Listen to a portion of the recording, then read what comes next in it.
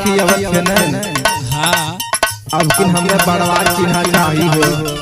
अरे कवन चिन्ह चाहिए पगली? सुना बतावत है। बता। अब की राखी के बंधैया में भैंसिया ले बना।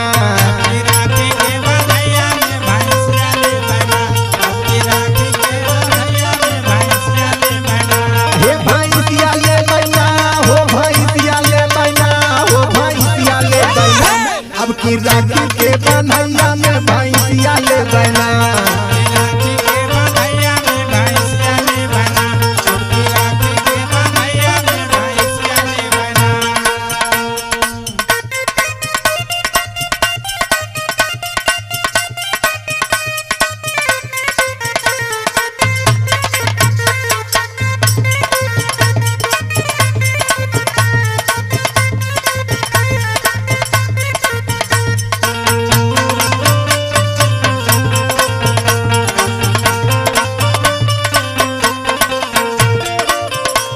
और सुनाए भैया।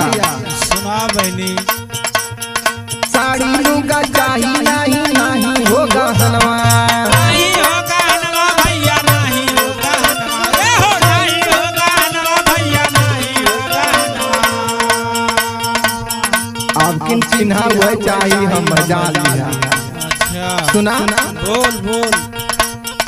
साड़ी लूगा चाहिए नहीं ना चाहिए हलवा।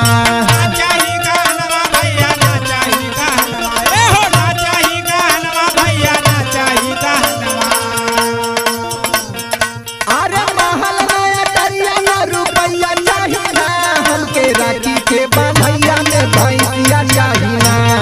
राखी के बंधैया में भैंसिया चाहिए ना। राखी के बंधैया में भैंसिया चाहिए ना।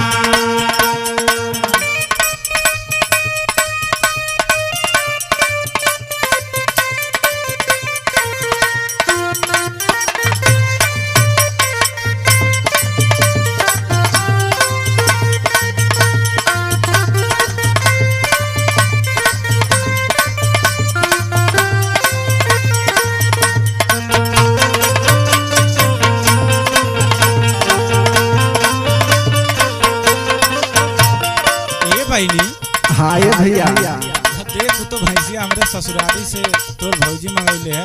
काहे ना दादा वाली जब टीवी से लगवा है वह काहे ना ले लेती। देखा भैया हम पूछना चाहिए बस ये भैंसिया चाहिए। सुना हमारी बात सुना। बोल बोल। अब की बढ़ा चिन्ह चाहिए घर से यही सोची।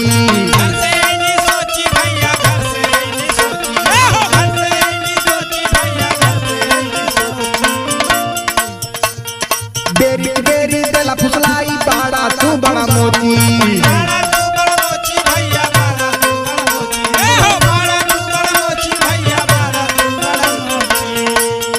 अरे ना चाहिए है राइसिया चाहिए ना।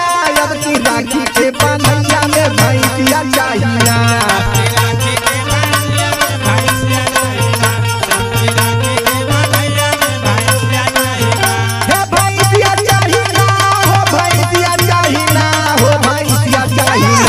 अब की राखी